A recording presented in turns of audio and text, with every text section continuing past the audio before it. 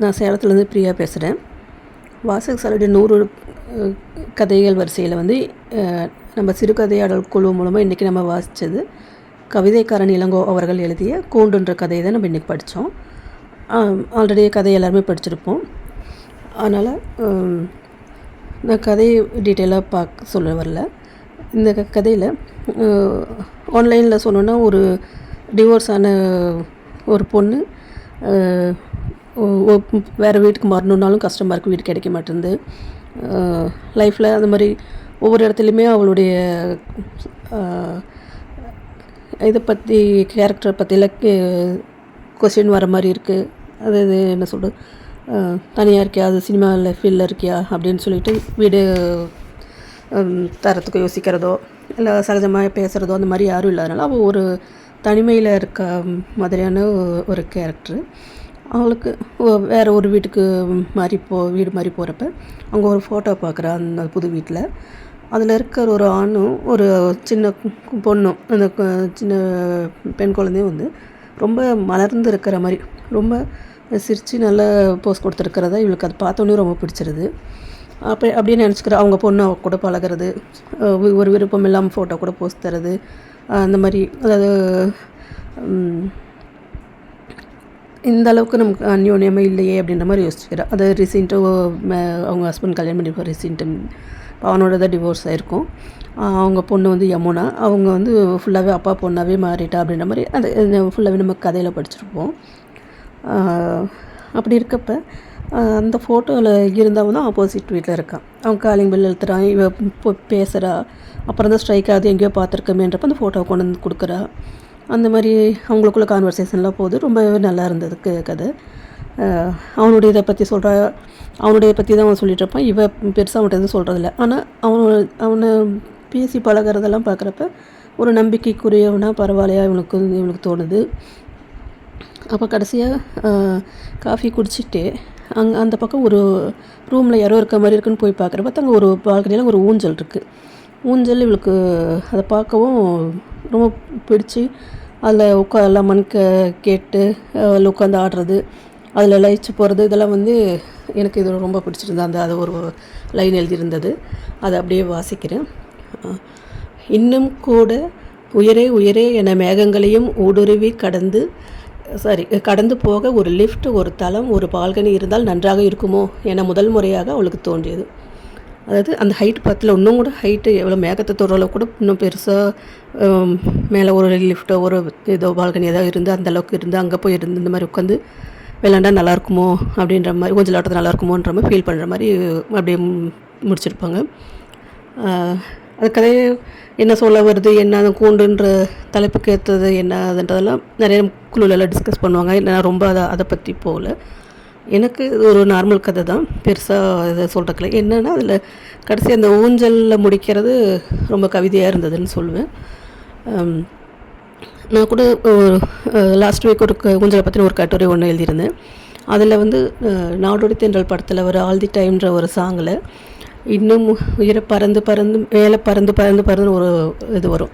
அந்த மாதிரி ஒரு பறத்தல் மனநிலையை ரொம்ப பிடிச்சிருக்கும் எனக்கும். அது பறத்தல் மனநிலையோட ஊஞ்சலாடினா நல்லாயிருக்குன்ற மாதிரி மென்ஷன் பண்ணியிருப்பேன். இந்த கதையில் நான் பல இடங்களில் பிரியானே வரும். பொண்ணுடைய பேர் யமுனாவா அப்படின்றப்ப இதோட பேர் உல்ட்டாவாக இருக்கேன்னு சொல்லிட்டு யோசிக்கிறப்ப தான் திருப்பி கதையோட ஸ்டார்டிங்கில் போய் படிக்கிறப்ப தான் தெரிஞ்சது அம்மா பேர் வந்து மோகனப்பிரியா, ஷார்ட்டாக அவங்க பிரியான்னு சொல்கிற மாதிரி ஒரு கதையில் வருது. அதையும் ஒரு கன்ஃபியூஷனில் கிடச்சது. 100 தடவை மேலே போய் பார்த்தேன். எனக்கு ஓகேவாக தான் இருந்தது கதை. உங்களுடைய கருத்துக்களை சொல்லுங்கள். நன்றி.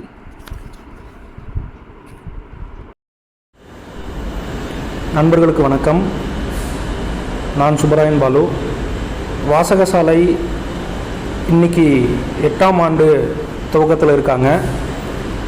அவங்களுக்கு ஒரு வாழ்த்துக்களை சொல்லிட்டு மேலும் வளர்ந்து இந்த படைப்பு இலக்கியத்துக்கு புதிய எழுத்தாளர்களையும் புதிய வாசகர்களையும் புதிய தளத்தையும் பயன்படுத்தி ஒரு பிரிட்ஜாக ஒரு பாலமாக இருந்து மென்மேலும் சேவை செய்ய பணியாற்ற வாசகசாலைக்கு வாழ்த்துக்கள்.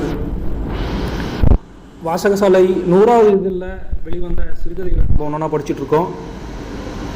அந்த வகையில் இன்றைக்கி கவிதைக்காரன் இளங்கோ எழுதின கூண்டு கதை படிச்சிருக்கோம். ஒரு பேசப்பட வேண்டிய ஒரு கதைக்களம் தான். நல்லா எழுதியிருக்காருன்னு சொல்ல முடியும். எனக்கு பிடிச்சிருந்தது ஒரு வகையில். இந்த கதைக்களம் அதிகமாக பேசப்பட்டு படைப்பு இலக்கியங்களை கொண்டு வந்தோ இல்லை திரைப்படங்கள் இருந்தோ சமூகத்துக்கான புரிதலும் ஏற்படுத்தணும். நிறைய விஷயத்துலையும் நிறைய தளத்துலேயுமே பேசுறதுக்கு நிறைய கதைகள் இருக்குது. இந்த கதையிலே நிறைய சின்ன சின்ன கதைகள் பேச முடியும். கதைன்னு பார்த்துட்டிங்கன்னா, பிரியா ஒரு டிவோர்ஸி, தன்னுடைய அடையாளத்தை தேடிக்கொண்டு இருக்கிற ஒரு பெண்மணி. அவங்களுக்கு ஒரு மகளும் இருக்காங்க. 14 வயசில் கடந்த 5 வருடமாக குடும்பத்தில் தனியாக பிரிஞ்சிருக்காங்க. அப்போ அவங்க சினிமா துறையில் ஒரு நடன இயக்குனராக, துணை நடன இயக்குனராக அங்கீகாரம் படாமல் இருக்கிறாங்க. அங்கீகாரத்துக்காகவும் தன்னுடைய கனவுகளை நோக்கியும் ஓடிட்டு இருக்கக்கூடிய ஒரு பெண். அவங்களுடைய சார்ந்த சில காட்சிகள் கதைன்னு பேச போனோம்னா, அவங்க டிவோர்ஸ் ஆனது, அவங்களுடைய மகள் கூட இருக்கிற அந்த உறவு, அவனுடைய உதவியாளன் ராகவன் அவங்களோட இருக்கிற உறவு, புதுசாக சேர்ந்தக்கூடிய தனசேகரன் சொல்லி அவங்களுடைய கனவை நோக்கி அவங்களுடைய இயல்பு, அவங்களுடைய சிந்தனை தேடல், அவங்க நினைக்கிறது. அவங்க பிரியா முதல்ல யாருன்னு பார்த்தோம்னா, சமூகத்திலிருந்து கொஞ்சம் மாறி இருக்கிற ஒரு பெண்மணி. சிந்தனைகளாகட்டும், தோற்றங்களாகட்டும், செயல்பாடுகளாகட்டும், எல்லா விஷயத்துலையுமே அவங்க என்ன நினைக்கிறாங்கன்னா, கூட்டத்தில் தனியாக இருக்கணும்னு நினைக்கிறாங்க, தனியாக ஒரு கூட்டமாக இருக்கணும்னு நினைக்கிறாங்க. அதுதான் கொஞ்சம் சிக்கல் உண்டு பண்ணுது. ஒரு வீடு தேடும்போது கூட அவங்களுக்கு இருக்கிற தேவைகள் ஆகட்டும், ஒரு தனியாக இருந்து தூரத்தில் பார்த்து அந்த கூட்டத்தில் இருக்கிற குடும்பங்களை பார்த்து சந்தோஷப்பட்டுக்கணும்னு நினச்சே தான் இருக்காங்களே தவிர அதில் இன்வால்வ் ஆகி மூழ்கி இருக்கணும்னு நினைக்கல. நான் எனக்கு தேவை, நான் தனியாக இருந்து அதை ரசிக்கிறேன், என்னோடய தூரத்தில் இருந்து நான் வச்சு ரசிக்கிறேன் அப்படின்னு மட்டும்தான் அவங்க பிரியா, அவங்களோட கேரக்டர். அது அவங்க தோற்றமும் ரொம்ப வித்தியாசமாகவே இருக்கிறதுனால இந்த சமூகத்திலிருந்து கொஞ்சம் மாறுபட்டு, அந்த சமூகத்தை டெம்ப்ளேட் வச்சுருக்கிறத வச்சு ஒரு மாறுபட்டு இருக்கிறதுனால கொஞ்சம் எங்கே போனாலும் ஐ கேட்சிங்காக பார்க்கப்படுறாங்க. இங்கே நம்ம கவனிக்க வேண்டிய விஷயம்னா, சமூகம் மாற்றம், சமூகம் வச்சுருக்க அந்த டெம்ப்ளேட், அதுலேருந்து வெளியே இருந்தாங்கன்னா அவங்க படுற கஷ்டங்கள் தான் இது. எப்படி வீடு தேடி ஒரு சினிமாக்காரங்களுக்கு வீடு கிடைக்கிறது சிரமம், அதுலேயும் டிவோர்ஸியாக தனியாக இருக்கிற ஒரு லேடி, அவங்களுக்குமே ரொம்ப சிரமம் தான். அது லேடியை தாண்டி இன்றைக்கி இருக்கிற சூழ்நிலையில் ஒரு பேச்சுலர் ஜென்ஸுக்குமே, கல்யாணமான ஜென்ஸுமே தனியாக ஒரு வீடு கிடைக்கிறது அப்படின்னா சிரமம் தான். ரொம்ப சிரமப்பட்டு தான் அந்த வீடுகள்லாம் இன்றைக்கி வீடு கிடச்சிக்கிட்டு இருக்குது. ரொம்ப சிரமப்பட்டு தான் வாங்க வேண்டியதாக இருக்கும். தக்க வச்சுக்கிறதாகட்டும் எல்லாமே இருக்குது. அது இன்றைக்கி பெண்கள் ஆண்கள் யாராக இருந்தாலும் தனியாக இருந்தாங்க அப்படின்னாவே கொஞ்சம் சிரமமாக வீடு கொடுக்கறது ரொம்ப கஷ்டமாக தான் இருக்குது எல்லா பக்கமும். அதை தாண்டி இந்த சமூகம், நம்ம தமிழ் சமூகம் முழுசாக இதுக்கு நவந்துருச்சா அப்படிங்கிறத தாண்டி ஒரு சமூகத்திலிருந்து வெளியே இருக்கக்கூடிய ஒரு சிந்தனைகள் இருந்து சமூகத்தோட ப்ரொஃபைல்லேருந்து கொஞ்சம் தனியாக இருந்தாவே அவங்களுக்கு கொஞ்சம் சிரமம்தான். ஆனால் நம்ம தமிழ் சமூகம் கொஞ்சம் கொஞ்சம் மாறிட்டுருக்கு. சமூகம் எல்லா பக்கமே எல்லா டைம்லேயும் மாறிட்டு தான் இருக்கும். ஆனால் நான் பார்க்குறது 2000க்கு முன்னாடியும் 2000க்கு அப்புறமும், 2000க்கு முன்னாடி ஒரு ஸ்திரத்தன்மைன்னு சொல்ல முடியாது, ஒரு மாற்றங்கள் ஸ்லோவாக நடந்தது. அந்த மாற்றம் ஒரு லாங்கிவிட்டியாக இருந்தது.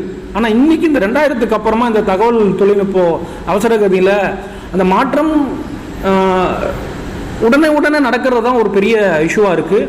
அந்த பழைய காலத்திலேயே கூட அந்த மாற்றம் நிகழும் போது அங்கேருந்து தனியாக இருந்தவங்க இருக்காங்க இல்லைன்னா இருக்காங்க. ஆனால் அவங்களுக்கான இடம் கிடைச்சது, அங்கீகாரம் இல்லை, இடம் கிடைச்சது அப்படிங்கிறது எல்லாமே நம்ம பார்க்க முடியும். அதுக்கான தனி இடங்கள் ஆகட்டும், அவங்களுக்கான தனி அங்கீகாரம் மட்டும் எல்லாமே இருந்துகிட்டு இருக்கு. ஆனால் இப்போ இருக்கிற சூழ்நிலையில் அந்த மாற்றம் உடனே நடக்கிறதுனால அந்த தனியாக இருக்கக்கூடிய ஒரு டைவோர்ஸி ஆகட்டும், ஒரு சிங்கிள் பேரண்டிங்னு சொல்லக்கூடியவங்களாகட்டும், துறைகள் சார்ந்து இருக்கிறதாகட்டும், அவங்க எந்த இடத்துலையும் ஃபிட் பண்ணுறதுக்கான ஒரு இடம் கிடைக்காமலேயே தான் போயிட்டுருக்கு இப்போ இருக்கிற ஒரு சூழ்நிலையில். அதுக்கு நம்மளுடைய மாற்றம் நிறைய நிகழ வேண்டியது இருக்குது. அதை நோக்கி போய்கிட்டு இருக்கோம். மாற்றம் நிறைய பண்ணணும். போகிற தூரம் ரொம்ப இல்லை அப்படிங்கிறதான் பார்க்க முடியுது நம்மளால். இன்றைக்கி சமூகத்தில் நடக்கிற பல துறையில் இருக்கிற எல்லாருமே தனியாக இருந்து தன்னுடைய கனவுகளை நோக்கி ஓடிக்கிட்டும் அந்த குடும்பமாக இருக்கக்கூடியதை ரொம்பவே கம்மி பண்ணிக்கிறாங்க. தேவைகளை சார்ந்து மட்டுமே வச்சுக்கிறாங்க. அப்படிங்கிறத செல்ஃபிஷாக இருக்கிறது அப்படிங்கிறது இன்னைக்கு கொஞ்சம் ரொம்ப இதாக போயிட்டுருக்கு. செல்ஃபிஷ்ன்றதை தாண்டி தனி மனித சுதந்திரம்னு வந்துருச்சு. அதை தாண்டி தான் போயிட்டுருக்கோம். நிறைய மாற்றங்கள் இன்னமும் தேவைப்படுது. சமூகமாகவே மாற்ற வேண்டிய தேவைகள் நிறையமாக இருக்குது. தனி மனித மாற்றங்கள் நிறைய நடந்துகிட்டு இருக்கு அங்கே ஒன்று இங்கொன்றுமா. அது நிறைய நடக்கிறதுக்கான தேவைகளும் இன்றைக்கி இருக்குது. போக வேண்டிய தூரம் கம்மியாக இருக்குதுன்னு என்னால் சொல்ல முடியுது. இது மாதிரி சமூகம் சார்ந்து தனி மனிதன் சார்ந்த நிறைய சின்ன சின்ன கதைகள் நல்லாவே எழுதியிருக்காருன்னு சொல்லலாம். ஒரு கதைக்களம் அவரும் நல்லாவே எழுதியிருக்காரு.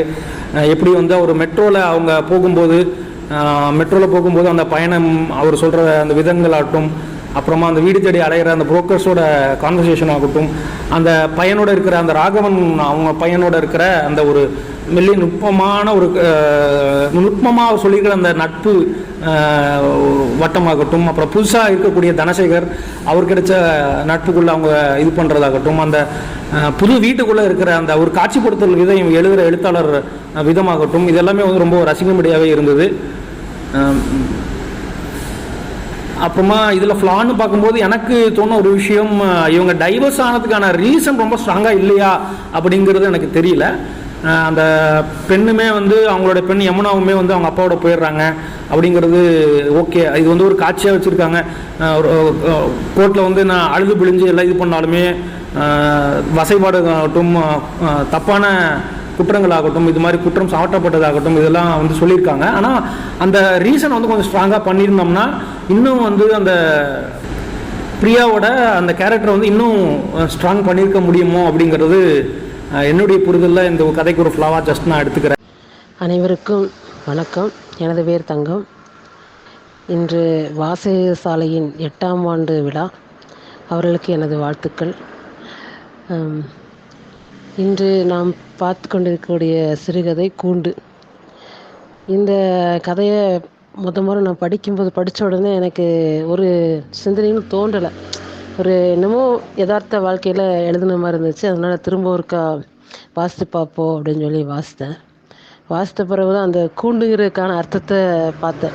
கூண்டு வந்து ஃபஸ்ட்டு நம்ம கூண்டுங்கும் போது கிளி கூண்டு தான் நம்ம எப்போவும் என்ன செஞ்சிட்ருக்கோம், பார்த்துக்கிட்டே யோசிச்சுட்ருக்குறோம். அதாவது ஒரு அடைப்பட்ட வாழ்க்கை கூண்டுனா அப்படிங்கிற மாதிரி ஒரு இதில் இருந்ததுனால அந்த கூண்டு சிந்தனை இருந்துச்சு. இவளுக்கு எது கூண்டா தோணுச்சு அப்படின்னு சொல்லி பார்த்துட்டு இருக்கும்போது அவளுக்கு கூண்டா தோன்றின காரியம் நினைவு. அதாவது நினைவை சொல்லுவாங்க, நினைவு ஒரு சங்கீதம், நினைவே ஒரு பறவை அப்படிலாம் பாடல் இருக்குது. அதே மாதிரி நினைவே இங்கே ஒரு கூண்டாக அப்படிங்கிறது இருந்தது தான் நான் தெரிஞ்சுக்கிட்டேன். இதில் இந்த கதையில் வர்ற பிரியாங்கிற கேரக்டர் வந்து திரைத்துறையில் இருக்கிறாங்க. அதாவது இன்றைக்கி உலகத்தில் ஒரு பொண்ணு டைவர்ஸ் ஆகி தனியாக இருந்தாலே நல்ல பேர் இருக்காது.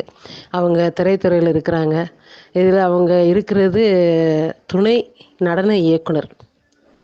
அப்படிங்கும்போது அதற்கேற்றாப்போல் அவங்களுடைய ஹேர்கட்டு, அவங்களுடைய உடல் பாவங்கள், உடல் மொழிகள் எல்லாமே இருக்கும். அவங்க வந்து பொண்ணுக்கு 14 வயசு அப்படிங்கும்போது அவங்களோட வயசு ஓரளவுக்கு ஏச்சு கிட்டத்தட்ட பாட்டி பக்கம் வந்திருக்கும். அப்போ அந்த டைமில் அவங்க வந்து இன்னும் அழகாக ஒரு பையன் அவங்கள பார்க்குற அளவுக்கு அவங்க ஒரு அழகான முகமாக தான் அவங்களுடைய முகம் இருக்குது. அந்தளவு இருக்கிறாங்க. அவங்களும் ஒரு சோஷியல் டைப்பாக எல்லார்ட்டையும் பேசுகிறவங்கள இருக்கிறாங்க. ஆனாலும் இந்த திரைத்துறையில் இருக்கிற ஒரு இதையும் சொல்கிறாங்க. ஏன்னா இந்த திரைத்துறையில் வாரத்துக்கு ஒரு 2 நபரையாவது ஏதோ கடந்து செல்ல வேண்டியிருக்குது. அதாவது எனக்கு நடனம் தான் மூலதனம், உடல் அல்ல அப்படின்னு சொல்லி 2 பேரையாவது என்ன செய்ய வேண்டியிருக்கு, வாரத்துக்கே கடந்து போக வேண்டியிருக்குது அப்படின்னு சொல்கிறாங்க. ஏன்னா சமூகம் அப்படி தான் இருக்குது. அங்கே இருக்கிறவங்கள பார்க்கக்கூடிய பார்வையை அப்படி தான் இருக்குது. அந்த பெண்கள் இப்போ மோசமான பெண்களாக தான் இருப்பாங்க அப்படிங்கிறதான பார்வை அந்த சமூகத்தில் இருக்க தான் செய்யுது. அதை சொல்லியிருக்கிறாங்க. அப்புறம் அவங்க எதுக்கு நினைவுகளை வந்து அவங்களுக்கு அதிகமாக நினைவுகளை யோசித்து அவங்களுக்கு வீடு காலி பண்ண சொன்ன உடனே அவங்க நினைவுகள் ரொம்ப சங்கடத்துக்குள்ளாயிருது. அதனாலேயே அவங்க ரோட்டில் வண்டி ஓட்டுறதுக்கு பயந்துட்டு, ஏன்னா வண்டியில் போனால் பார்த்து போகணும், எதையோ நினச்சிட்டு போனால் ஏதாவது ஆயிடக்கூடாதுங்கிறதுக்காக அவங்க மெட்ரோ ட்ரெயினில் போகிறாங்க. அவங்க வண்டி ஓட்டுறதை தவிர்க்கிறாங்க. அவங்களுடைய உதவியாளர் ரகுவரன்கிற பையனை கூப்பிட்டு போக சொல்கிறாங்க. அப்போவும் கூட பில்லியனில் உட்காரும்போது கூட ஹெல்மெட்டை கரெக்டாக போட்டு, ஏன்னா என்னுடைய தலை எனக்கு பத்திரம், அவங்க வந்து தன்னுடைய சரீரத்தை பாதுகாத்து கொள்ளணும், நம்ம வந்து கவனமாக எல்லா இடத்துலையும் இருக்கணும்னு நினைக்கிற ஒரு கவனமான பர்சன். அவங்க திரைத்துறையில் இருந்தாலும் அவங்க கவனமாக வாழ்கிற ஒரு பர்சன் தான். ஆனாலும் என்ன காரணத்தினாலோ அவங்க கணவனுக்கும் மனைவிக்கும் பிரிவு ஏற்பட்டது. ஆனால் என்ன காரணம்னு சொல்லப்படலை. ஆனால் கோர்ட்டில் வந்து ஒரு சட்டம் இருக்குது, இப்போ பெண் குழந்தை தாய்கிட்ட தான் இருக்கணும்னு சொல்லி. ஆனால் அந்த சட்டத்தையும் மீறி அந்த குழந்தை தகப்பன்கிட்ட போகிறதுக்கு அங்கே நிறைய முயற்சிகள் எடுக்கப்பட்டிருக்குது. அவருடைய அந்த பணங்களும் இவங்க சொன்ன வசை சொற்கள், அவங்களுடைய அழுது போராட்டங்கள் எல்லாம் பண்ணி அந்த பொண்ணை அவகிட்டேருந்து பிரிச்சுட்டாங்க. ஒரு ஒரு உயர் சமூகம் என்னை பிரிச்சிருச்சு அப்படின்னு அவங்க நினச்சி பார்க்குறாங்க. அந்த உயர் சமூகங்கிறது பணத்தை வச்சு சொன்னாங்களா, ஜாதி வச்சு சொன்னாங்களா அப்படிங்கிறது தெரியல. அவங்க அப்படி அப்படி நினச்சி பார்க்குறாங்க. அந்த சமூகம் அப்படியே அவங்கள மகளை விட்டு பிரித்து வச்சிருது. மகக்கிட்ட என்னென்ன கதைகள், ஏன்னா தாய் பக்கத்தில் இருந்தாலே பல கதைகள் சொல்லுவாங்க. தள்ளி இருக்கிறனால தாயை பற்றி என்னென்ன கதைகள் சொன்னாங்களோ அந்த பிள்ளை கொஞ்சம் கொஞ்சமாக அந்த தாயை விட்டு என்ன செஞ்சிருச்சு, பிரிஞ்சுக்கிட்டே இருக்குது. தாயை பார்க்கும்போது சந்தோஷமான முகம் இல்லை, சிரிக்கிறது இல்லை, எல்லாம் ஒரு கடமைக்காகவே. அவள் இருந்தாலும் விட்டுறக்கூடாது, நம்மளுக்கு அந்த பிள்ளை வேணும், என்னைக்காவது ஒரு நாள் அந்த பிள்ளை நம்மக்கிட்ட திரும்ப வருங்கிற ஒரு நம்பிக்கையில் அந்த பிள்ளைகிட்ட அவள் சிரிக்காமல் பேசினாலும், அவர்கிட்ட எந்திரகதியாக நடந்துக்கிட்டாலும் அந்த பிள்ளைகிட்ட வாரம் ஒருக்கா பேசுகிறதும், மாதம் ஒருக்கா சந்திக்கிறதும், புதுசாக செல்ஃபி எடுத்து அந்த ஃபோட்டோக்களை எடுத்து தினமும் பார்க்குற மாதிரியான ஒரு ரீதியில் அந்த பிள்ளை மேலே அவளுடைய பாசத்தை அதை வெளிப்படுத்துது அந்த இடத்துல. அப்படி இருக்கிறா. அவள் அந்த வீடு மாறி ஒரு வீட்டிலேருந்து 2வது வீட்டுக்கு வர்றா. அந்த வீடு தேடும்போது கொஞ்சம் வீடு குடும்பங்கள்லாம் இருக்கிற இடத்துல இருந்தால் நல்லாயிருக்கும், அதாவது சின்ன வீடாக இருந்துச்சுன்னா சின்ன சின்ன இடங்களில் ஒரு ஒற்றுமைகள் இருக்கும் அப்படின்னு அவங்க மனசில் இருக்கும். ஃப்ளாட்டில் அப்படின்னா அவங்க வேலையை பார்த்துட்டு போயிடுவாங்க. நம்ம ஒரு எதையுமே இப்போ குடும்ப சூழ்நிலைகளை அங்கே பார்க்க முடியாது அப்படின்னு நினைக்கிறா. அந்த வீட்டுக்கு வர்ற அந்த வீட்டில் வந்து ஒரு குழந்தை ஃபோட்டோ அவங்க வீட்டுக்கு முதல்ல இருந்தவங்க விட்டுட்டு போயிடுறாங்க. அந்த குழந்தையும் ஒரு ஆண்மகனும் சிரிச்சிட்டு இருக்கிறாங்க. அது பார்க்கும்போது தகப்பனும் மகளும் சிரிச்சிட்டு இருக்கிற ஒரு அந்யோன்யம் அதில் தெரியுது. அதை பார்த்துட்டு அப்படியே டீ குடிச்சிட்டு அப்படியே செஞ்சுட்டா உட்காந்துடுறா. அப்படியே சோர்ந்து போய் அப்படியே உட்காந்துருக்குறா. அந்த டைமில் அந்த எதிர் வீட்டு பையன் வர்றான். ஆனால் அவனை பார்த்தேன்னு எங்கேயோ பார்த்த ஞாபகம் வருது. அந்த வருது நான் அவர் எங்கள் வீட்டுக்கு காப்பி குடிக்க வாங்கன்னு சொல்லி கூப்பிட்டு போகிறாரு. அங்கே போய் காப்பி குடிக்கும்போது அந்த ஃபோட்டோவெல்லாம் பார்த்துட்டு இந்த காப்பி குடிக்கும்போது தான் அவள் ஃபஸ்ட்டு யோசித்து பார்க்குறா, இந்த மனுஷன் நம்ம எங்கே பார்த்தோன்னு சொல்லி மனசுக்குள்ளே அந்த ஜெயிண்ட் வீல் சுற்றுறா. நினைவுகள் அப்படி சுற்றி வருது. ஆனால் வெறுமையாக வந்து நிற்கிது, எங்கேயுமே பார்த்த ஞாபகம் இல்லை அப்படிங்கிற ஒரு நினைவுகள் வந்து நிற்கிது.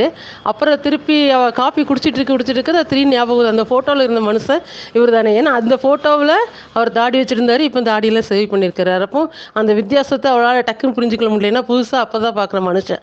அதனால் திருப்பி அந்த ஃபோட்டோவை கொண்டு இப்போ கொடுக்குறா. அப்போ அந்த பையன் எனக்கு பரவாயில்ல, இந்த ஃபோட்டோ எனக்கு ரொம்ப நல்ல ஒரு பரிசு எனக்கு கொடுத்துருக்குறீங்க அப்படின்னு சொல்கிறாங்க. 2 பேருக்குள்ளேயே பேச்சு நடக்குது.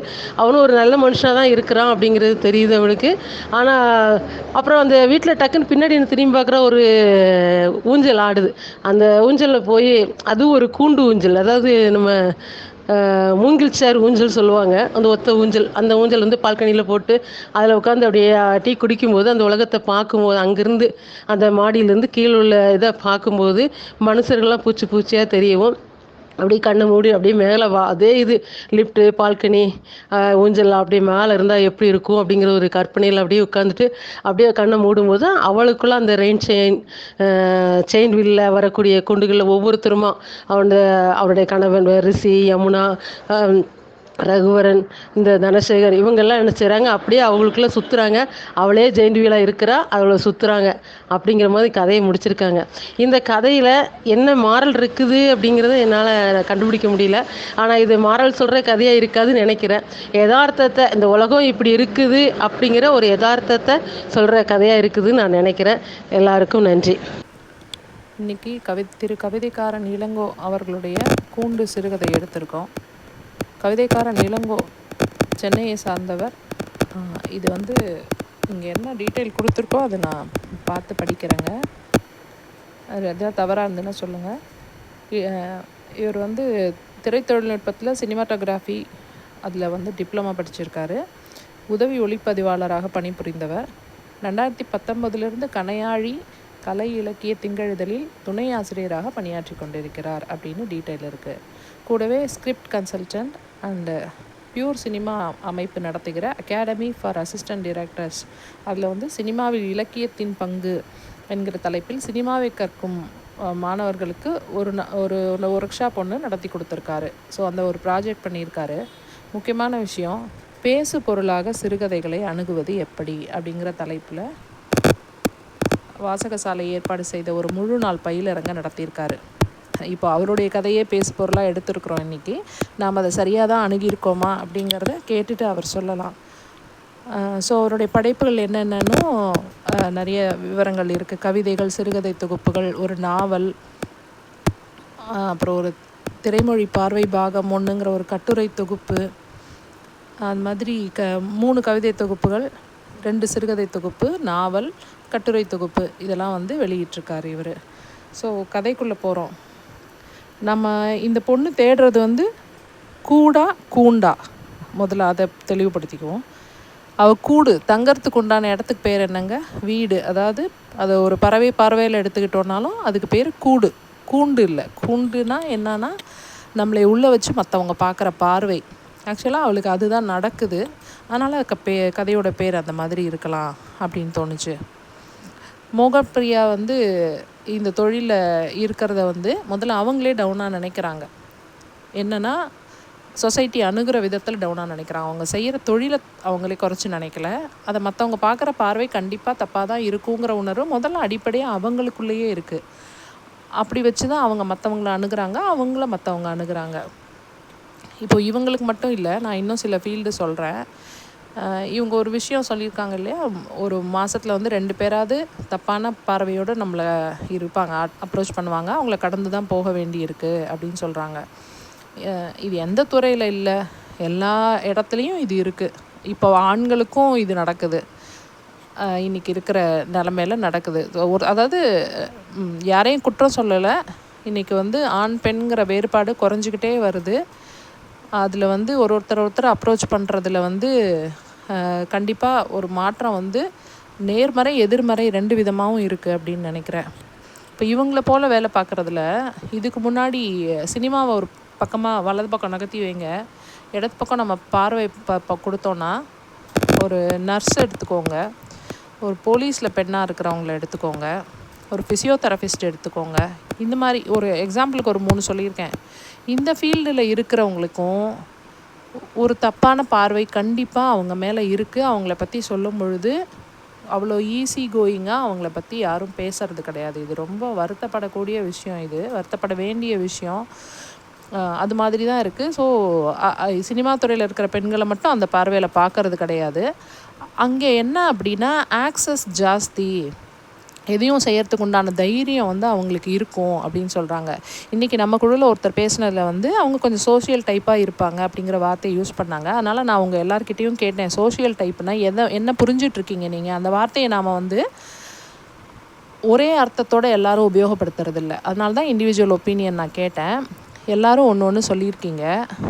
பொதுவாக அதை என்ன சொல்கிறோன்னா, சோஷியல் டைப் அப்படின்னா எதுக்கும் துணிஞ்சவங்க அப்படிங்கிற மாதிரி மோஸ்ட்லி ஒரு தவறான அர்த்தத்தில் தான் அந்த ஃப்ரேஸை நம்ம பயன்படுத்திகிட்ருக்கோம். இன்றைக்கி இவங்க சொன்னவங்க வந்து அதை தவறாக சொன்னாங்கன்னு நான் கண்டிப்பாக சொல்லவே இல்லை. அவங்கள நான் ப்ளேம் பண்ணவே மாட்டேன். அந்த வார்த்தை எனக்கு கிடச்சிது இன்றைக்கி, அது என்னன்னு அவங்கள்ட்ட கேட்குறேன், அவ்வளவுதான். அவங்கக்கிட்டேருந்து அதை எடுத்துக்கிட்டேன். அதை ஒரு உரையாடலுக்கு டிஸ்கஷனுக்கு வந்து ஒரு மேட்டராக வச்சுக்கலாங்கிறதுக்காக கேட்டேன். ஸோ அந்த வார்த்தையை வந்து நம்ம இப்போ எப்படி யூஸ் பண்ணியிருக்கோம்னா, சோஷியல் டைப்னால் பாகுபாடு பார்க்காம ஆண் பெண் வித்தியாசம் இல்லாமல் டக்குன்னு போய் பழகுவாங்க அப்படிங்கிற தொனியில், அது இல்லை. ஈஸி கோயிங், அப்புறம் வந்து ஒருத்தங்கள்ட்ட பழகிறதுல வந்து எந்த விதமான இதுவும் பாகுபாடும் பார்க்காம பழகுவாங்க. என்னென்னவோ நிறைய கொடுத்துருக்கீங்க, ஒருத்தர் அவங்களோட சொல்லியிருக்கீங்க. பட் ஓவராலாக அதை அர்த்தமாக எடுத்தால் இன்றைக்கி வந்து அந்த பேரை வச்சு சொல்கிறோம் நம்ம. சோஷியல் டைப் அப்படின்னா என்னென்னா, சொசைட்டியில் வந்து எதுக்கு துணிஞ்சவங்கிற மாதிரி ஒரு தவறான அர்த்தம் தான் இருக்குது. பெண்களை பொறுத்த வரைக்கும் சொல்கிற வரைக்கும் அந்த மாதிரி ஒரு அர்த்தம் தான் கொடுத்து பேசுகிறாங்க. இவங்களை பற்றி கொஞ்சம் அப்படி ஒரு கிண்டலான தொனியில் சொல்கிற மாதிரி தான் அந்த ஃப்ரேஸ் உபயோகப்படுது. அதை வந்து நம்ம சௌகரியத்துக்கு பெண்களே அதிகமாக உபயோகப்படுத்துகிறாங்க அப்படிங்கிறது தான் அதில் ரொம்ப கொடுமையான விஷயம். ஆனால் அடிப்படையில் என்னென்னா, இது மாதிரி ஒரு கட்டற்ற சுதந்திரத்தை தனக்கு கொடுத்துக்கிறதோ, தன்னுடைய இண்டிவிஜுவாலிட்டியை மெயின்டைன் பண்ணிக்கிறதுக்கு, தன்னுடைய மரியாதையை காப்பாற்றிக்கணும்னு இருக்கிற பெண்களுக்கு அந்த பேரை கொடுத்துட்டு உள்ளூர வந்து நாம் ஒழுங்குன்னு சொல்லிக்கிற எல்லாரும் அந்த பெண்களை பார்த்து நமக்கு அந்த மாதிரி இருந்துட முடியாதான்னு ஏங்கக்கூடிய மனநிலை இருக்குங்கிறது தான் உண்மையே தவிர அவங்க அந்த பெண்களை பற்றி அப்படி நினைக்கிறது உண்மையே கிடையாது அப்படிங்கிறத நான் நினைக்கிறேன். ஸோ இந்த கதையில் வந்து இதெல்லாம் தான் அவர் எடுத்துகிட்ருக்கிற விஷயங்கள், எழுத்தாளர் எடுத்துகிட்ருக்கிற விஷயங்கள். இந்த மாதிரி இருக்கிற தன்னுடைய இண்டிவிஜுவாலிட்டியை, இப்போது ஹஸ்பண்டு இண்டிவிஜுவாலிட்டியை விட்டுட்டு வா அப்படின்னு சொல்லி இவங்க விட்டுட்டு போயிருந்தாங்கன்னா அவங்க குடும்பத்தை தொடர்ந்துருக்கலாம். பட் அவங்க பொண்ணு வேணும்னு நினைக்கிற அதே சமயம் தன்னுடைய இண்டிவிஜுவாலிட்டி வேணும்னு நினைக்கிறாங்க இல்லையா? ஸோ அதை அவங்க மெயின்டைன் பண்ணிகிட்டே இருக்காங்க. அதனால அவங்க ஃபேஸ் பண்ணுற கஷ்டங்களை தான் எழுத்தாளர் இப்போ வந்து உங்களுக்கு கதையாக கொடுத்துருக்குறாரு. இவங்க வீடு தேடுறாங்க. நார்மலாக இப்போ ஃபேமிலிஸ் வீடு தேடும் பொழுது அவங்களுக்கு என்னென்ன கஷ்டம் வருது, ஒரு கணவன் மனைவி குழந்தை அப்பா அம்மா பையன் பொண்ணோடு இருக்கிறவங்க கொஞ்சம் வளர்ந்த குழந்தைகளை வச்சுருக்கவங்க வீடு தேடும் பொழுதே இப்போ என்னெல்லாம் கேட்குறாங்கன்னா, வேலை பார்க்குற இடத்தோட டாக்குமெண்ட் கேட்குறாங்க, நிறைய அட்வான்ஸ் வாங்கி வச்சுக்கிறாங்க. டாக்குமெண்ட்ஸ் எழுதும் பொழுதே நிறைய விஷயங்கள் அதில் மென்ஷன் பண்ணிடுறாங்க. இன்னது நடந்தால் நான் பொறுப்பு இல்லைன்னு முழுசாக நிறைய பாயிண்ட்ஸை நிறைய கிளாஸ் எடுத்து வைக்கிறாங்க. இப்போ rental agreements or lease agreements வந்து அவ்வளோ சாதாரணமாக எழுதப்படுறது கிடையாது. அவ்வளோ பக்காவாக எழுதுகிறாங்க சிட்டிஸில். பணத்துக்காக பண்ணுறவங்க அந்த ரிஸ்கெல்லாம் வந்து ஏற்றுக்கிட்டு தான் போகிறாங்க. எப்படியாவது வீடு கிடச்சா போதுங்கும்போது அவங்க சொல்கிற ரூல்ஸ்க்கெலாம் கையெழுத்து போட வேண்டியதாக இருக்குது. குடும்பமாங்கிற இன்றைக்கி குடும்பம்னு சொல்லிக்கிற அமைப்பில் இருக்கிற ஒரு போகிறவங்களுக்கும் அது அந்த மாதிரி ஒரு நீடு இருக்குது. ஸோ இவங்க தேடும்பொழுது இன்னும் ரிஸ்க் ஜாஸ்தியாக தான் இங்கே காட்சிப்படுத்தியிருக்காரு. ஆனால் இதில் என்ன தெளிவு இல்லைன்னா, இவங்க சுப்ராயன் பாலு ஒரு வார்த்தை சொல்லியிருந்தார். அந்த வார்த்தை பொருத்தமாக இருந்தது. கூட்டத்தில் தனியாக இருக்கணும்னு நினைக்கிறாங்க, தனிமையில் கூட்டத்தோடு இருக்கணும்னு நினைக்கிறாங்கன்னுட்டு. ஆக்சுவலாக அந்த வார்த்தை கரெக்டாக அவர் சொல்லியிருக்காரு. அவங்களுக்கு வந்து எல்லாரோடையும் இருக்கவும் பிடிச்சிருக்கு, தனியாக இருக்கணும் போலையும் இருக்குது, அவங்களுக்கு பிடிச்ச மாதிரி இருக்கணும்னு இருக்குது, அவங்களுடைய கனவுகளுக்கு தகுந்த மாதிரி இருக்கணும்னு இருக்குது. கனவுகளை தேட போகும்போதெல்லாம் யாரையும் கூட கூட்டிகிட்டு போக முடியாதுங்க, அப்போ தனியாக தான் இருக்கணும். ஸோ இவங்களுடைய மைண்ட் செட்லேயே வந்து கிளாரிட்டி இல்லை. இன்னொன்று வந்து அந்த 8th ஃப்ளாட்டில் இருக்கிறவரை மீட் பண்ணுற பொழுது ரொம்ப ட்ரமாட்டிக்காக செட் பண்ணியிருக்காரு. என்ன சொல்கிறது, ஒரு பார்த்தோன்னே மணி அடிக்கும், லைட் எரியும், அதெல்லாம் ஒரு சிம்பிளாக சொல்லுவோம்ல, அதெல்லாம் மூளைக்குள்ளே நடக்க வேண்டிய விஷயங்கள், அதெல்லாம் காட்சிப்படுத்த முடியாது. பட்டர்ஃப்ளைஸ் பறக்குது வயிற்றுலங்கிறது ஒரு ஃபீலிங். 4 பட்டர்ஃப்ளையை வயிற்றில் உட்கார வச்சா அந்த ஃபீலிங் வராது. உங்கள் ஸ்கின் மேலே பட்டர்ஃப்ளை உட்காந்துட்டா வர feeling is completely different from what you feel inside. அது வந்து நம்ம கம்பேர் பண்ண முடியாது. அது வேறு இது வேறு. அதை எழுத்தில் கொண்டு வரும்பொழுது அது ரொம்ப ட்ராமாவாக அந்த இடம் போயிடுச்சோன்னு இருக்குது. அவள் எதிர்பார்க்குற குவாலிட்டியோட இதே வார்த்தை அவனுக்கு சொன்னால் சோஷியலாக பழகக்கூடிய ஒரு ஆளை அவள் மீட் பண்ணும் பொழுது அவளுக்கு ரொம்ப அது வந்து வித்தின் அந்த ஒரு ஷார்ட்டு டைமுக்குள்ளே அந்த அன்னைக்கே அது வந்துருமா அப்படிங்கிறதெல்லாம் வந்து அப்போது தான் நம்ம எடுக்கிற முடிவுகள் நிறைய தப்பாக போகுது. கொஞ்சம் டைம் கொடுத்து இதை புரிஞ்சுக்கிறது, 4-5 விஷயங்களை பார்த்து அவங்கள்ட்டேருந்து நாம் இதை வந்து கன்சீவ் பண்ணிக்கிறது, அதெல்லாம் விட்டுட்டு அந்த 1 ஹவர்லேயே, ஏன்னா இந்த கதைக்குள்ளே அதை முடிக்க வேண்டிய கட்டாயம் அவருக்கு இருக்கிறதுனால அந்த 1 ஹவருக்குள்ளே அதை முடிச்சுட்டாரு. ஸோ அந்த மாதிரி உணர்வுகள் நம்ம முடிவு எடுக்கிறது, அந்த மாதிரி விஷயங்களில் இவங்களை இனிமேல் கண்டினியூ பண்ணிக்கலாம், இவங்கள்ட்ட ஃப்ரெண்டாக இருக்கலாம், நாட் இன் அ கம்பேனியன்ஷிப் அதெல்லாம் நான் சொல்லலை, ஒரு ஃப்ரெண்டாக இருக்கலாம், நமக்கு ஒரு சேம் திங்கிங் உள்ள ஒரு பேரலல் வேவ் லென்த் உள்ள ஒரு ஆள் நமக்கு வந்து பக்கத்தில் கிடச்சிட்டாருங்கிற சந்தோஷத்தை கூட அவ்வளோ சீக்கிரம் முடிவு பண்ணிட முடியுமா? மனசுக்குள்ளே வேணால் வச்சுக்கலாம். அவ்வளோ ஓப்பனாக உடனே அங்கே பழகிடுறதோ, அவங்க வீட்டு ஊஞ்சலை பார்த்து எக்ஸைட் ஆகி அங்கே போய் உட்காந்துக்கிறதோ ஒரு அது வந்து ஒரு சினிமாவில் ஒரு ஹீரோயின் இன்ட்ரோவில் பண்ணுற ஒரு எக்ஸைட்மெண்ட்டோட விஷயமாக காமிச்சிட்டாரோன்ற மாதிரி இருக்குது. பட் அவர் சொல்ல நினச்ச விஷயங்கள் எடுத்துகிட்ருக்கிற பேசிக் திங்ஸ் என்னங்கிறது நமக்கு கதை படிக்கும்போது புரியுது. எல்லாரை போலவும் அவங்களும் மனுஷி, எல்லாரை போலவும் அவங்களும் எல்லாரோடையும் பழகணும்னு நினைக்கிறாங்க, அவங்கள மற்றவங்க பார்க்குற பார்வை வந்து வேறு மாதிரி இருக்குங்கிறத அவர் அந்த ஃபீல்டுலேயே ஒர்க் பண்ணி அதுதான் எடுத்து எழுதியிருக்கிறார். அதை ஒரு கதையாக கொண்டு வர பண்ணும் பொழுது அந்த ஃப்ரேமுக்குள்ளே அவர் வச்சுருக்கிற விஷயங்கள் எல்லாத்தையும் முன்னாடி அவங்க ஃபேமிலி ஃப்ளாஷ்பேக்குக்கு அவன் சொல்கிற ஃப்ளாஷ்பேக்குக்கெலாம் நிறைய இடம் கொடுத்துட்டதுனால இவங்க பழகி புரிஞ்சிக்க வேண்டிய அந்த எக்ஸைட்மெண்ட் ஆகிற தருணத்தை வந்து ரொம்ப ஷார்ட்டாக பண்ணி அது வந்து ட்ராமடைஸ் பண்ண வேண்டிய கட்டாயத்துக்கு அந்த கதை வந்துடுச்சு அப்படிங்கிற மாதிரி இருக்குது. ஸோ நிறைய முறை பேசப்பட்ட விஷயந்தான் இது, நிறைய கதைகளில் நாம் பார்த்த விஷயந்தான் இது. அதே தான் அவரும் ட்ரை பண்ணியிருக்கிறாரு. எதுக்கு எவ்வளோ இடம் கொடுக்கணும் அப்படிங்கிற ரேஷியோவில் வந்து நாம் படிக்கும்பொழுது சில விஷயங்கள் தேவையில்லாத நீளத்துக்கு போயிடுச்சு. 2 பேருடைய ஃப்ளாஷ்பேக்குன்றது தேவையில்லாத நீளத்துக்கு போயிடுச்சு. அழகியலோடு சொல்லப்பட வேண்டிய விஷயங்கள் கொஞ்சம் ட்ராமடைஸ் ஆகிடுச்சு அப்படின்னு தோணுச்சு. கதைன்னு இல்லை, இது சமூகத்தில் ஒரு பிரிவினரை பற்றிய பார்வையாக தான் நான் பார்க்குறேங்க. ஸோ அவர் எடுத்துக்கிட்டதை முழுமையாக முடிக்க. அனைவருக்கும் வணக்கம். 9வது ஆண்டில் அடியெடுத்து வைக்கும் வாசகசாலைக்கு கூண்டு என்ற சிறுகதையில் கடைசி வரக்கூடிய இன்னும் கூட உயரே உயரே என மேகங்களையும் ஊடுருவி கடந்து போக ஒரு லிஃப்ட் என்ற வார்த்தைப்படியே மேலே மேலே உயர்ந்து பல சிறப்புகளை பெற என்னுடைய வாழ்த்துக்கள். வாசகசாலையில் 100வது இதழ்களில் ஒவ்வொரு சிறுகதையை நம்ம பார்த்துட்டு இருக்கிறோம். அதில் இன்றைக்கி 16வது சிறுகதையாக கூண்டு என்ற சிறுகதை கவிதைக்காரன் இளங்கோ அவர்கள் எழுதியது. அவருடைய படைப்புகள் பற்றி அனுராதா மேடம் ஏற்கனவே சொல்லிட்டாங்க. அதில் 2 சிறுகதைகள், அதில் பனிக்குள்ளான ஒரு சிறுகதை 2017 எழுதினது. இந்த சிறுகதையோட விமர்சனத்தை நான் முகநூலில் பார்த்தேன். அதில் எப்படி எழுதியிருக்கிறாருன்னு, எந்த வகையான கதையை அமைச்சிருக்கிறாருன்னு பார்க்கும்போது இந்த கதையில் வரக்கூடிய அது மாதிரியே தான் ரிலேஷன்ஷிப்பை மையப்படுத்தி தான் அவருடைய கதைகள் எல்லாமே, சிறுகதை தொகுப்பு எல்லாமே இருக்குது. இவர் கவிதை எழுதக்கூடியவர், அதனால் இவரோட கதைகளும் ஒரு சுருக்கிய வடிவம் தான். அந்த கவிதை எப்படி எழுதுவோம், சிறுகதை மாதிரி எழுத மாட்டோம் இல்லையா, அதுபோல் இவரோட இந்த கதையும் சுருக்கிய வடிவமாக தான் இருக்கும்.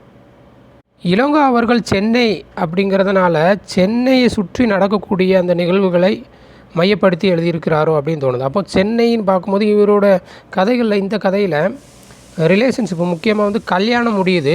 கல்யாணம் முடிஞ்ச உடனே குழந்தை பிறக்குது. 6 வயசில் குழந்தை இருக்குது, 9 வயசில் குழந்தை இருக்குது. ஆனால் அந்த குழந்தைகள் இருக்கும்போதே இவங்க வேற ஒருத்தவங்களை தேடி போயிடுறாங்க, பிரிஞ்சிடுறாங்க, லைஃப்பில் பிரிஞ்சிடறாங்க. அந்த திருமண முறிவு வந்துடுது. எதனால் வருது அப்படின்னு பார்க்கும்போது இவங்களோட ரசனைகள் தான் எனக்கு தெரியுது. இப்போ மோகன பிரியாவோட ரசனையும் தனசேகரோட ரசனையும் இதில் கொடுத்துருக்காங்க, விலாவரியாக கொடுத்துருக்குறாங்க. அவள் ஒவ்வொன்றையும் ரசித்து வாழ்கிறா.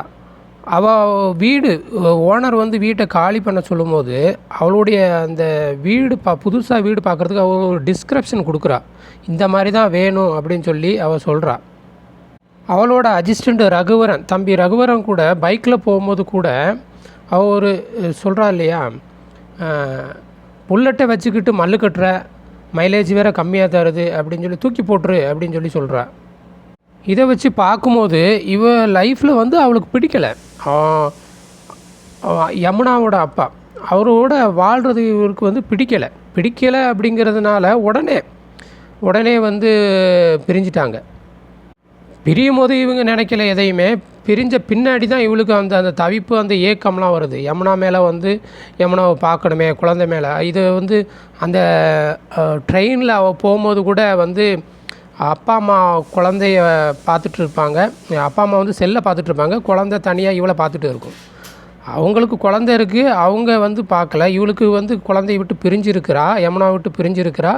ஆனால் இவ பார்த்துட்டே ஏக்கமாக இருக்குது இவளுக்கு. அவளோட யமுனாவோட ஞாபகம் வருது அந்த குழந்தைய பார்க்கும்போது. அப்புறம் கதையில் முக்கியமாக இவளோட தனிமையை சொல்லியிருக்கிறாங்க. இவளோட தனிமையை வாசிக்கும் போது எனக்கு பாமா அவங்க எழுதின ஒரு நாவல் சங்கதிங்கிற நாவல் ஞாபகத்துக்கு வந்தது. அந்த நாவல்லையும் கடைசியாக பாமா அவங்க சொல்லியிருப்பாங்க, தனிமை ரொம்ப கொடுமை. எதுக்காக அப்படின்னா, அவங்க ஒவ்வொரு வீடு தேடி அலைவாங்க, எங்கேயுமே கிடைக்காது. என்னன்னா சமூக பார்வை தான் முக்கியமாக. ஆண்களோட பார்வை தான் ரொம்ப மோசமாக இருக்கும். எல்லோரும் நீ பல பேர் கூட இருந்திருப்ப, இந்த மாதிரியெல்லாம் ரொம்ப பேசுவாங்க. அந்த சமூக பார்வையை அதில் வெளிக்காட்டியிருப்பாங்க அந்த நாவலில் கடைசியாக.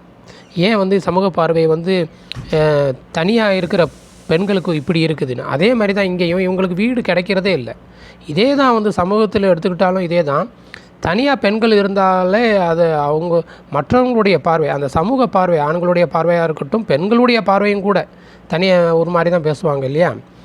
இந்த மாதிரி தான் இருக்குது. இந்த பார்வை கொஞ்சம் மாறினா நல்லாயிருக்கும்னு எனக்கு தோணுச்சு. இப்படி மோகன பிரியாவுடைய லைஃப் தனியாகிடுது, தனிமை தான்.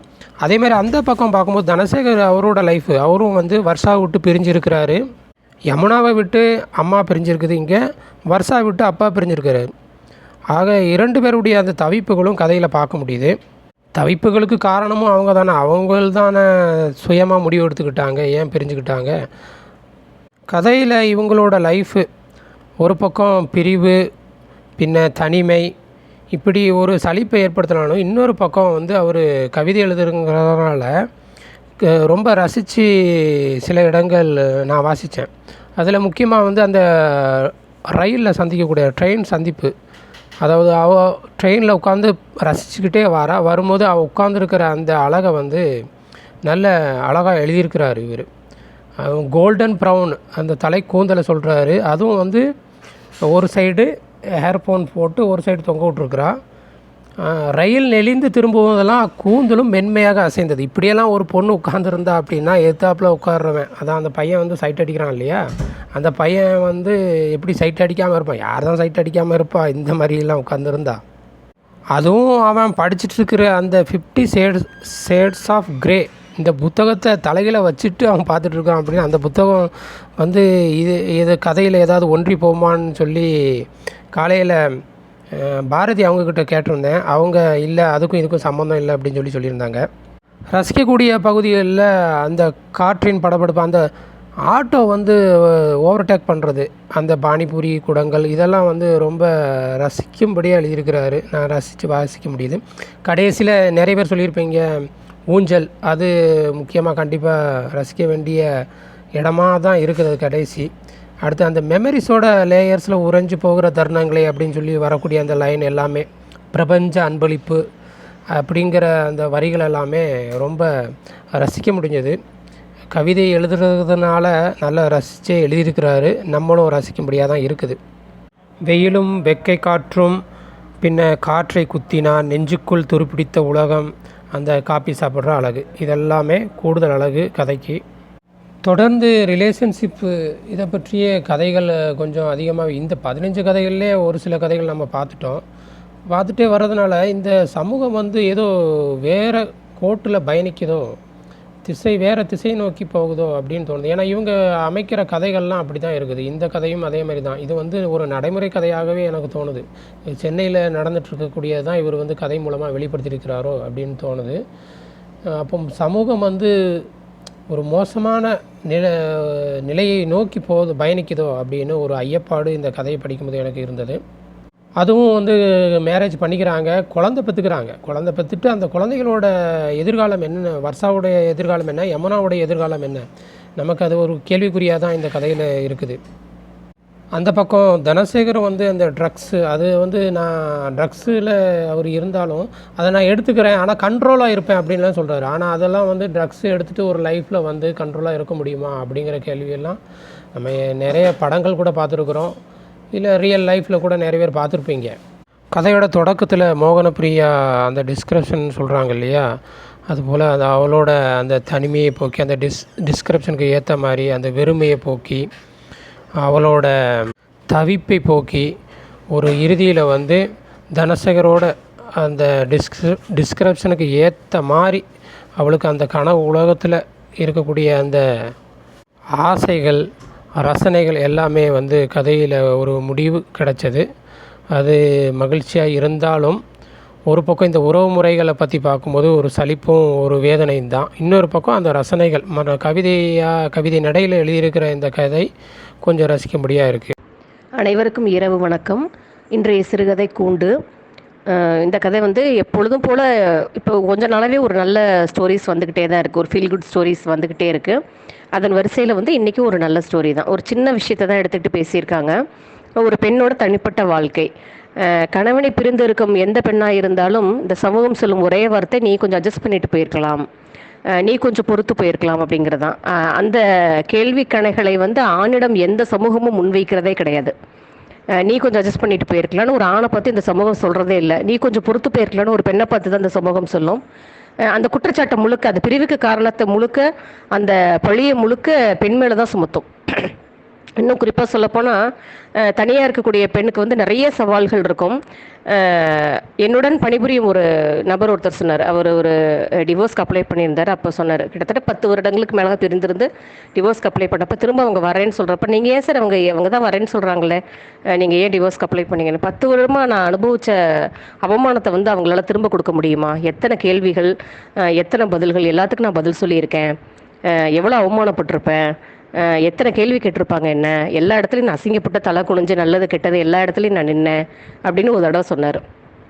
ஒரு ஆணுக்கு அந்த அளவுக்கு வலியும் வேதனையும் இருக்கும் பொழுது ஒரு பெண்ணுக்கு வந்து கண்டிப்பாக அதை விட 2 மடங்கு இருக்குங்கிறது என்னோட தனிப்பட்ட கருத்து. ஒரு ஆணை விட ஒரு பெண்ணுக்கு தான் இந்த சமூகம் வந்து நிறைய பழிகளை வந்து கொடுக்குது.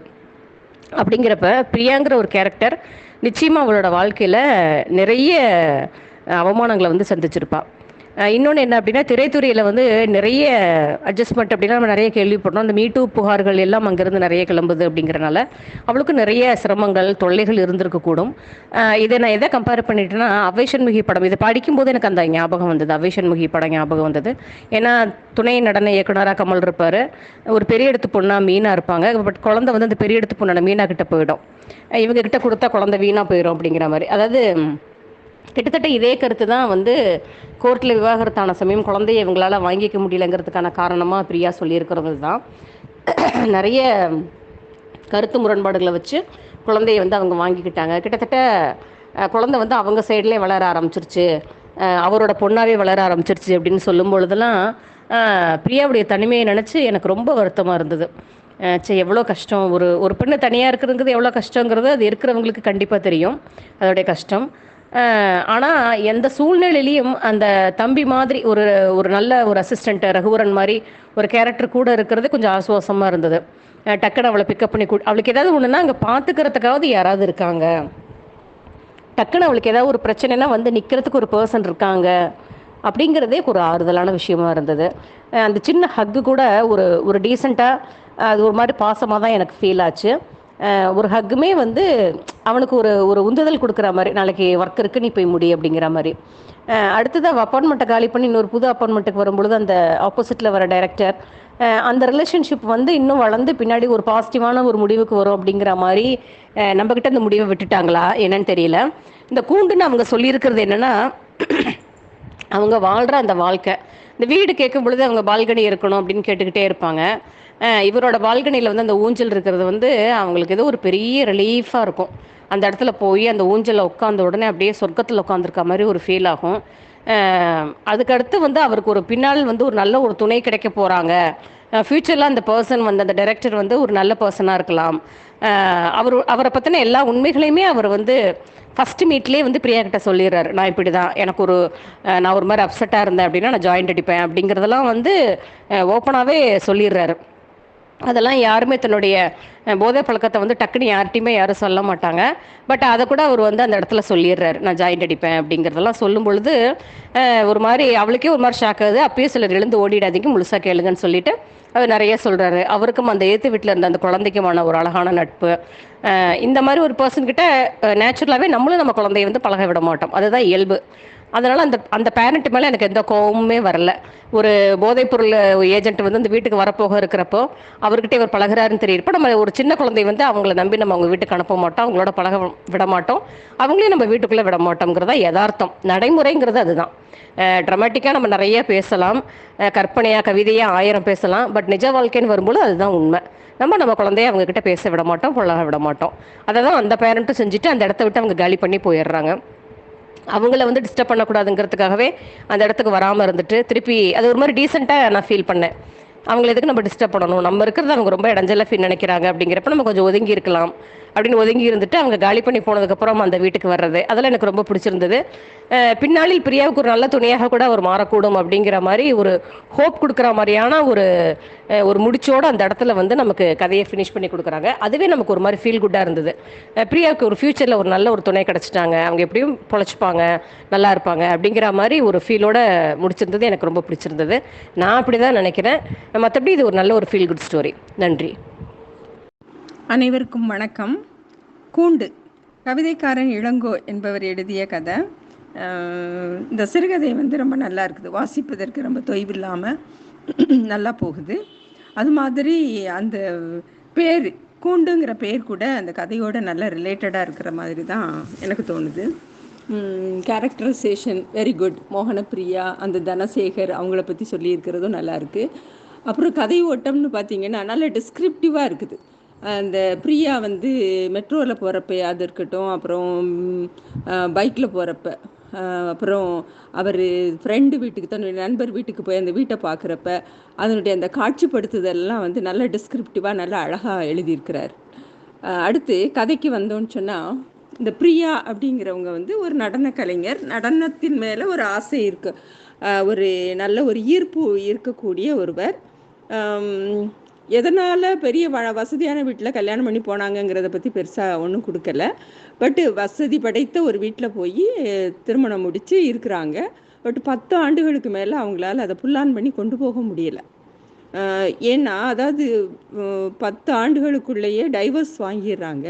பட் இவங்களா விருப்பப்பட்டு விவாகரத்து வாங்கினாங்களா அப்படின்னா அப்படி தெரியல. அதாவது கம்பல் பண்ணி இவங்களை வெளியேற்றுற மாதிரி தான் அந்த கதையில் வருது. நான் படித்ததில் நான் புரிஞ்சுக்கிட்டது. ஏன்னா அந்த விவாகரத்து கிடைச்ச அன்றைக்கு கூட அவங்க அதாவது அந்த அந்த நினச்சி பார்க்குறப்ப அன்றைய தலைகுனிவு, ஆதரவற்ற நிலைமை, அப்படி அதெல்லாம் வந்து எனக்கு ரொம்ப நெஞ்சுக்குள்ளே தகைச்சிக்கிட்டே இருக்குது அப்படிங்கிற மாதிரி தான் அவங்க சொல்லியிருக்கிறாங்க. பெண்ணாக இருந்தாலும் தனக்கு ஒரு பெண் குழந்தை இருந்தும், இப்போ 14 வயசு 5 ஆண்டுகளுக்கு முன்னாடினா 9 வயசு பெண் குழந்தை, அப்படி வளர்த்ததுக்கு அப்புறமும் தன்னோட வச்சுக்கொள்ள முடியாத ஒரு நிலை. அதுக்கு வந்து அவங்க கொடுத்த அந்த பொய் குற்றச்சாட்டு, பொய் சாட்சிகள், அப்புறம் அந்த பணம் விளையாண்டது அப்படின்னு சொல்கிறாங்க. பொதுவாகவே பெண்கள் வந்து வசதியான வீட்டில் கல்யாணம் பண்ணி போகிறாங்கன்னு வைங்களேன், அதாவது இந்த பிராண்டட் ஹவுஸ், அது கிராமத்துலையா இருக்கட்டும் இல்லை நகரங்கள்லையா இருக்கட்டும், அவங்கெல்லாம் வந்து கூண்டில் அடைபட்ட மாதிரி தான். அந்த ஃபேமிலியுடைய டைப் எப்படியோ அதன்படி தான் அவங்க இருக்கணும். அவங்களுடைய வே ஆஃப் ட்ரெஸ்ஸிங், அவங்க எப்போ கூட்டிகிட்டு போவாங்களோ, எப்போ அவங்க ஃபங்க்ஷன்களுக்கு அவங்க சொல்கிற மாதிரியான அந்த கோலத்தில் தான் போகணும் அப்படின்னு சொல்லி நிறைய ரெஸ்ட்ரிக்ஷன்ஸ் இருக்கும். பெண்களுடைய அந்த தனியான அந்த உணர்வுக்கு வந்து ரொம்ப மதிப்பெல்லாம் இருக்காது. அது மாதிரி தான் ஒருவேளை இவங்க கஷ்டப்பட்டுருப்பாங்க. அந்த வாழ்க்கை இவங்களுக்கு வந்து கூண்டுக்குள் வைத்த ஒரு வாழ்க்கையாக தான் இருந்திருக்குது. ஆனால் வெளியே வந்துட்டாங்க, விவாகரத்து வாங்கி வெளியில் வந்துட்டாங்க.